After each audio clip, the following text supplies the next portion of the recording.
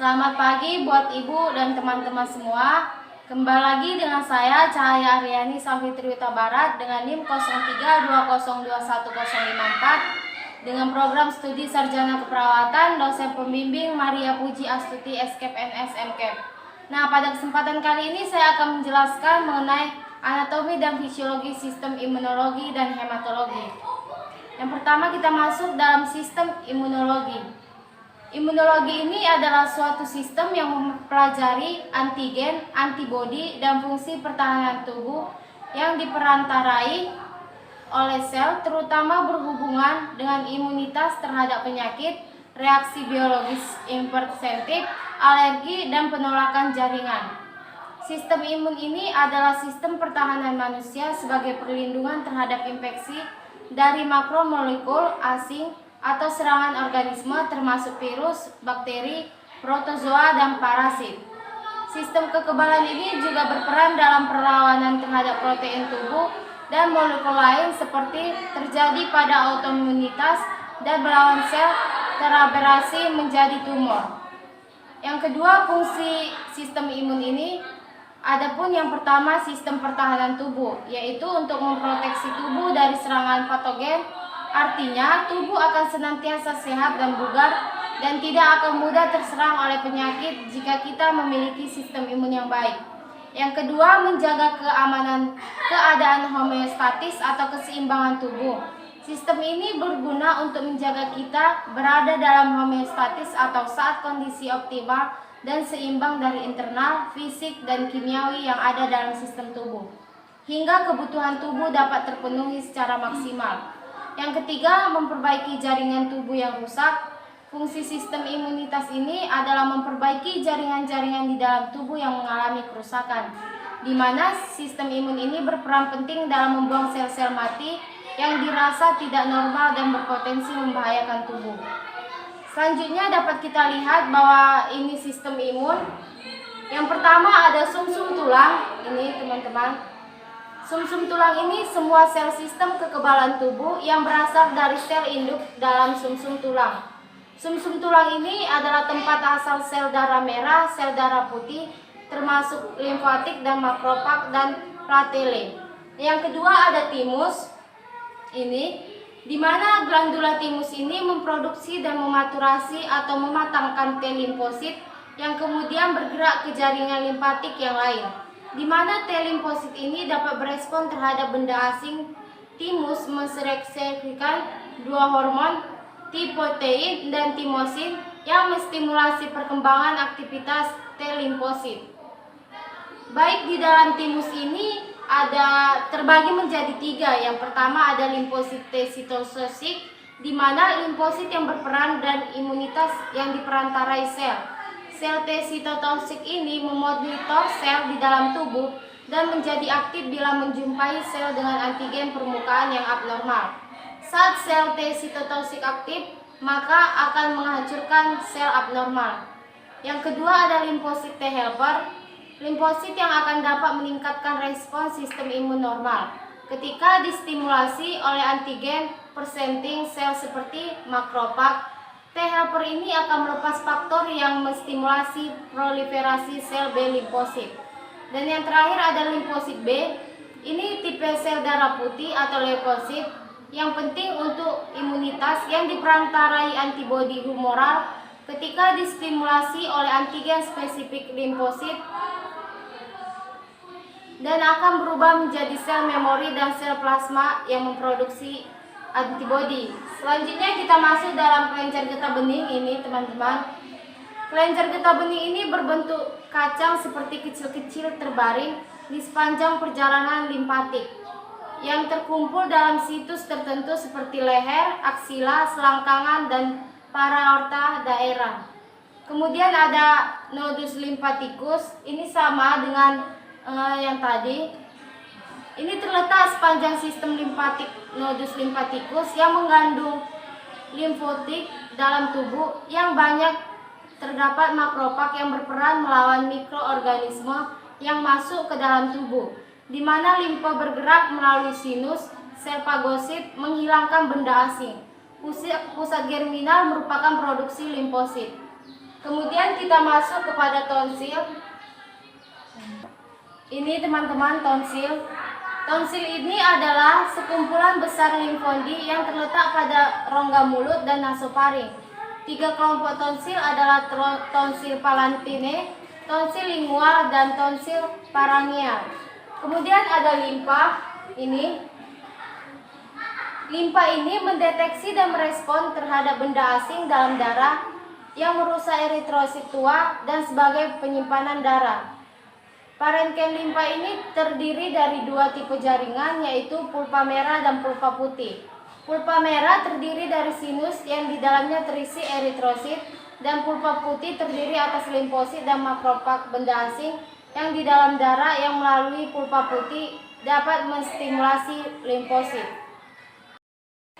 Baik, selanjutnya kita masuk ke mekanisme sistem imun, di mana saat antigen atau benda asing masuk ke dalam tubuh kita akan langsung mendeteksi benda asing tersebut dan segera mengaktifkan sistem pertahanan tubuh atau imun. Di mana sistem pertahanan tubuh ini terbagi menjadi 2, yaitu non-spesifik dan spesifik. Yang pertama, saat pertahanan tubuh atau imun aktif, maka sistem pertahanan tubuh non-spesifik ini akan membawa atau sebelum timbul serangan dan serangannya bersifat universal atau menyerang semua yang dianggap asing dan berbahaya oleh tubuh. Pertahanan tubuh non-spesifik ini bekerja di permukaan tubuh dan di dalam sel atau internal. Selanjutnya sistem pertahanan tubuh spesifik yang kedua ini, di mana memiliki 2 aktor utama, yaitu sel B dan sel T. Sel B ini bekerja pada cairan tubuh atau plasma. Ini cairan tubuh atau plasma dan interstisial, sedangkan sel T ini bekerja secara intraseluler. Baik, pertama kita akan masuk ke prinsip kerja sel B. Pada awalnya antigen akan mengaktifkan sel B.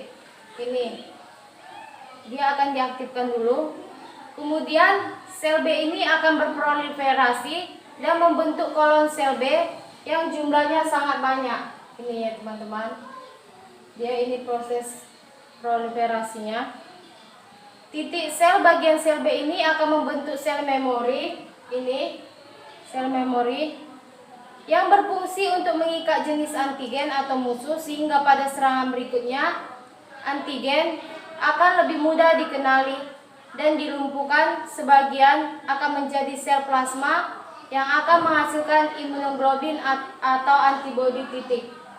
Ini teman-teman, setelah dari sel plasma tadi dia akan dibentuk menjadi imunoglobulin, di mana hemoglobin ini merupakan pertahanan yang dikeluarkan oleh darah. Lalu selanjutnya kita masuk ke prinsip kerja sel T. Ini teman-teman, di mana pada awalnya antigen akan dimakan oleh sel dendrit. Ini selnya dimakan oleh sel dendrit yang berperan sebagai sel penyaji atau antigen presenting cell, di mana APC ini akan mengaktifkan sel helper dan sel T sitotoksik tadi. Sel sitotoksik ini berperan dalam menghancurkan sel yang terinfeksi, sedangkan sel T helper bekerja sebagai pembantu merangsang proliferasi dan diferensiasi. Ini berproliferasi. Ini ya teman-teman, dia akan membantu mengaktifkan sitotoksik. Ini diaktifkan dulu, yang mengeluarkan sitoksin dan menstimulasi kerja makrofag. Ini teman-teman, dia distimulasi dulu sitokin ini, kemudian akan dijadikan makrofag. Baiklah, sekarang kita masuk kepada hematologi. Hematologi ini adalah cabang ilmu kesehatan yang mempelajari darah, organ pembentuk darah, dan penyakitnya. Hematologi ini berasal dari bahasa Yunani, yaitu haima, yang artinya darah. Darah manusia adalah cairan jaringan tubuh. Fungsi utamanya yaitu mengangkut oksigen yang diperlukan oleh sel-sel di seluruh tubuh. Darah juga menyuplai tubuh dengan nutrisi, mengangkut zat-zat sisa metabolisme, dan mengandung berbagai bahan penyusun sistem imun yang bertujuan mempertahankan tubuh dari berbagai penyakit. Hormon-hormon ini dari sistem endokrin juga diedarkan melalui darah. Hematopoiesis merupakan proses pembentukan darah dan sistem imun yang menghasilkan semua sel darah tubuh, termasuk darah untuk pertahanan imunologis. Ini terjadi di sumsum tulang, di mana sel batang multipotensial memunculkan 5 jenis sel yang berbeda yang dikenal sebagai sel batang unipotensial. Adapun fisiologi dari sistem hematologi ini yaitu tersusun atas darah dan tempat darah diproduksi, termasuk sumsum tulang dan nodus limpa. Darah merupakan organ khusus yang berbeda dengan organ lain karena berbentuk cairan. Cairan darah tersusun atas komponen sel yang tersuspensi dalam plasma darah. Sel darah terbagi menjadi, yang pertama ada eritrosit yaitu sel darah merah, normalnya 5.000 per mm kubik, dan leukosit atau sel darah putih, normalnya 5.000 sampai 10.000 per mm kubik darah. Terdapat sekitar 500 sampai 1.000 eritrosit tiap satu leukosit. Leukosit dapat berada dalam beberapa bentuk, yaitu eosinofil, basofil, monosit, neutrofil, dan limfosit. Selain itu, dalam suspensi plasma ada juga fragmen-fragmen sel tak berinti yang disebut dengan trombosit. Ini berkisaran 150.000 sampai 450.000 trombosit per mm kubik darah. Komponen sel darah ini normalnya menyusun 40% sampai 45% volume darah. Fraksi darah yang ditempati oleh disebut hemakrokit. Darah ini terlihat sebagai cairan merah, opak, dan kental. Warnanya ditentukan oleh hemoglobin yang terkandung dalam sel darah merah. Volume darah manusia sekitar 7% sampai 10% dari berat badan normal dan berjumlah sekitar 5 liter. Darah bersirkulasi di dalam sistem vaskuler dan berperan sebagai penghubung antara organ tubuh, membawa oksigen yang diabsorpsi oleh paru dan nutrisi yang diabsorpsi oleh traktus gastrointestinal ke seluruh tubuh, ke sel tubuh untuk metabolisme sel. Darah ini juga mengangkut produksi sampah yang dihasilkan oleh metabolisme sel ke paru, kulit, dan ginjal yang akan ditransformasi dan dibuang keluar dari tubuh. Darah juga akan membawa hormon dan antibodi ke tempat sasaran atau tujuan. Nah, yang pertama kita masuk ke tulang sumsum ini yang seperti saya jelaskan tadi. Tulang ini menempati bagian dalam tulang spons dan bagian tengah rongga tulang panjang. Sumsum ini merupakan 4% sampai 5% dari berat badan total, sehingga merupakan yang paling besar dalam tubuh. Sumsum ini berwarna merah dan kuning. Sumsum merah merupakan tempat produksi sel darah merah aktif dan merupakan organ hematopoietik atau penghasil darah utama. Sedangkan sumsum kuning tersusun terutama oleh lemak dan tidak aktif dalam produksi elemen darah. Sumsum ini sangat banyak mengandung pembuluh darah dan tersusun atas jaringan ikat yang mengandung sel bebas, di mana sel paling primitif dalam populasi sel bebas ini adalah sel sistem yang merupakan prekursor dari dua garis keturunan sel yang berbeda, di mana garis keturunan mileoid meliputi eritrosit, berbagai jenis leukosit, dan trombosit.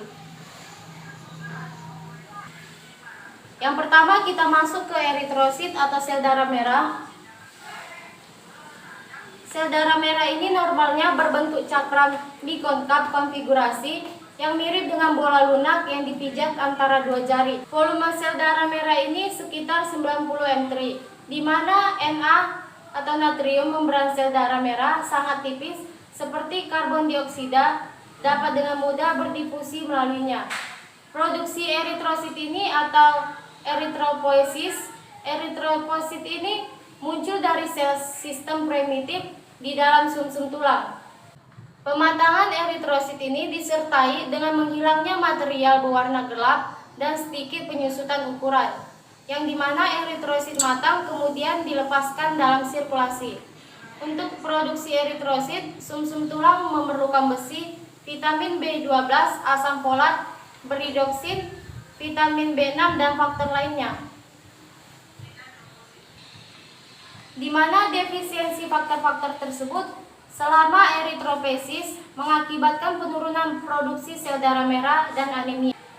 Yang kedua ada leukosit atau sel darah putih, granulosit dan sel monokler atau agranulosit.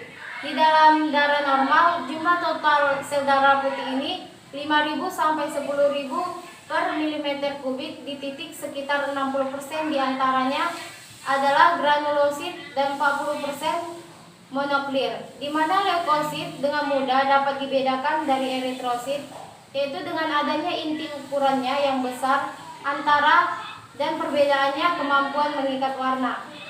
Leukosit monoklir ini atau limfosit dan monosit adalah sel darah putih dengan inti satu lobus dan sitoplasmanya bebas granula titik dalam darah orang dewasa.